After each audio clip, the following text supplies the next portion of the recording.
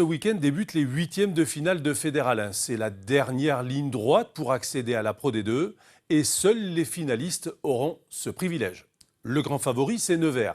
Et ce que l'on ne pourra pas enlever à Régis Dumange, c'est d'avoir considérablement révolutionné ce club. Ce président passionné n'a rien négligé. Les structures, le terrain, le sportif, tout envers l'élite. Comme son équipe, invaincue cette saison en Fédéral 1, est bien partie pour postuler à la montée en Pro D2. Pour mieux comprendre ce qui se passe autour de ce favori, Éric Mouget et Éric Foissac vous ouvrent les portes de ce club.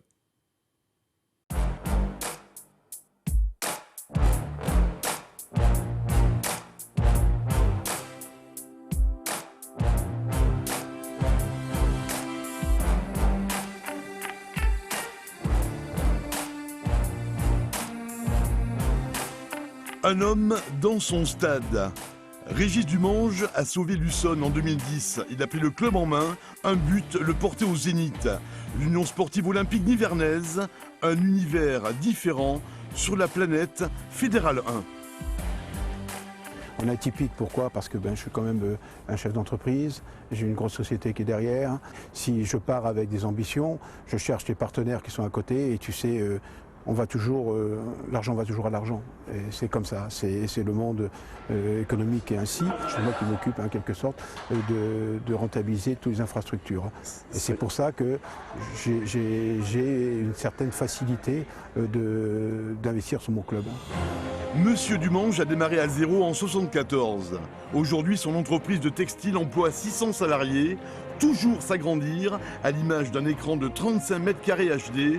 Un écran identique à celui de Manchester. Alors ce magnifique écran, il a été mis pour 2 buts. Alors le premier, au départ, c'est pour faire de la pub, d'accord ? En deuxième lieu, on va faire un outil de communication. On va essayer d'éduquer nos supporters, d'accord ? Pour en faire, du moins, nos spectateurs pour en faire des supporters. Peut-être si on a la chance d'aller en Pro D2, j'ai bien la chance d'aller en Pro D2, de pouvoir aussi retransmettre les images du match.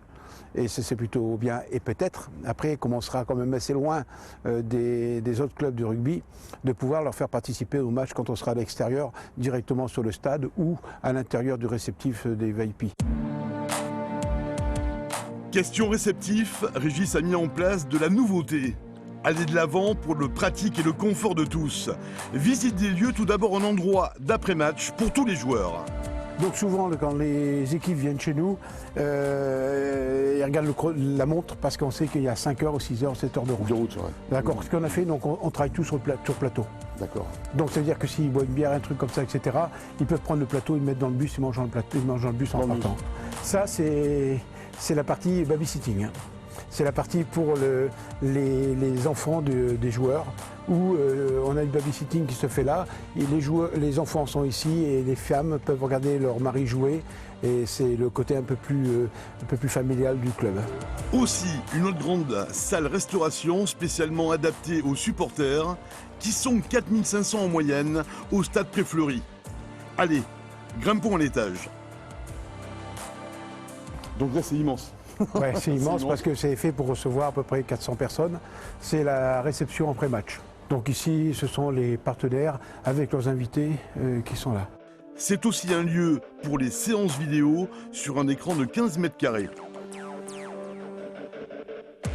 Le rythme à Nevers est punchy pendant que des joueurs enfilent des gants dans l'embut. D'autres bossent dans une magnifique salle de muscu équipée Force Pro. Tout est adapté à la perfection. Pas sérieux, s'abstenir. Respecté, apprécié, le président est à l'écoute et très proche de sa team. 3 mousquetaires, eux, travaillent la botte de Nevers, année 2015. Il me faut donation au Baptiste qui passe en vert. Allez, le ballon là. C'est parti, on attaque les perches en bas. Donation. Le club évolue dans le bon sens, quoi. Donc c'est vraiment positif. Le président met les choses en œuvre, bien sûr, pour qu'on y arrive. Donc on n'a plus trop d'excuses vraiment sur le plan matériel pour ne pas y arriver, quoi. Et sur le plan sportif? Sur le plan sportif, c'est toujours pareil, hein. On est invaincu pour l'instant, mais c'est en rien un gage de réussite sur les phases finales. Donc voilà, c'est très bien de ne pas avoir perdu.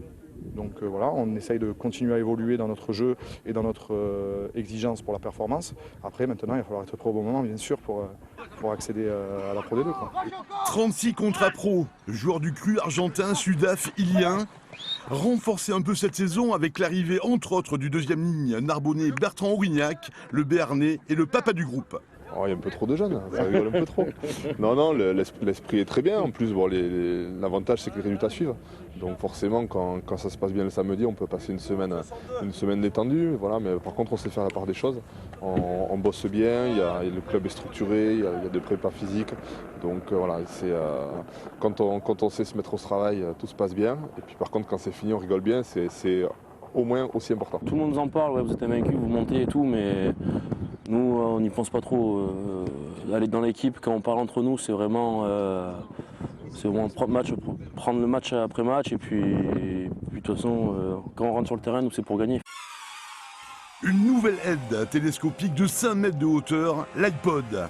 Il permet avec sa caméra articulée de travailler, d'optimiser les axes de course, les combinaisons, etc. etc. On oscillera entre 29,5. Le perfectionniste Brice Jaffruel gère la préparation physique, goût, sauce piquante. Travail dans un cadre agréable, mais les yeux sont tournés vers une seule direction, les phases finales. Les phases finales vont nous révéler à notre propre niveau, voilà, à notre vrai niveau, donc on va attendre là. Et puis c'est aussi pareil pour les joueurs. Voilà, là pour l'instant, c'est sûr que quand vous êtes invaincu, vous dites on a la meilleure équipe du monde. Mais c'est pas le cas. Et c'est les phases finales qui vont permettre aux joueurs de se révéler à eux-mêmes. Très important à Nevers, savoir lâcher les rênes. C'est les joueurs qui ont eu l'idée. Il y avait la soirée à thème Argentine, et après il y aura la soirée à thème sud-africaine, et ensuite la soirée île Pacifique. 38 000 Neversois entourent la cathédrale Saint-Cyr, le palais ducal, palais des rois de Bourgogne, sous l'égide du magistrat de la ville. L'agglomération de Nevers que je préside va s'impliquer, elle le fait déjà sur la prise en compte de navettes gratuites pour faciliter l'accès au terrain de rugby, et nous avons proposé un soutien financier aussi qui a été validé par les élus communautaires. Depuis 5 ans, tout, vraiment tout est mis en place, un objectif, la Pro D2, toute la région y croit. Est-ce que 2015 sera l'année nivernaise, celle de la montée? Ça sera l'année prochaine, on attendra une année de plus. L'année dernière, on était 3e, on n'était pas invité. Le premier et le deuxième sont montés, on était 3e national, mais on n'est pas monté.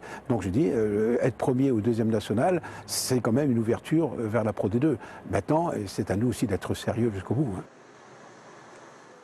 Et premier résultat de ces 8e allées avec la victoire hier soir d'Auch à Limoges, 31-21. Aujourd'hui, le numéro 1 Nevers joue à Bagnères, le numéro 2 Aix se déplace à Montluçon, Lille est attendu à Oloron. Choc entre Bourg, Ambrès et Vannes. Les autres affiches, Romans face à Angoulême, Tyrosse, Chambéry. Enfin, Langon reçoit Aubenas. Les petits clubs